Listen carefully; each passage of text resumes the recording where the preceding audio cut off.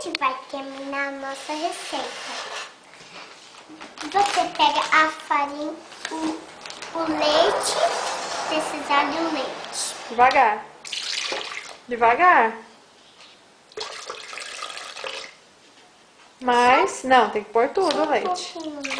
3 quartos de xícara de leite.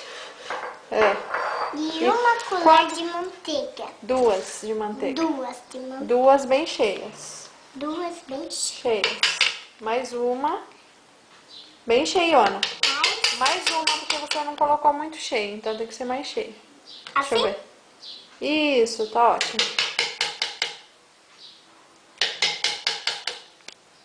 Pera aí, te ajudo. Pronto. E agora? Os ovos. Os ovos? E será que você vai conseguir quebrar os ovos? Sim. Pera aí que eu te ajudo. Pera, devagar, devagar. Pera aí. Pera. Ai.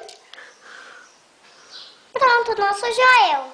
Pronto, não sujou, né? Vamos, Não. pera aí.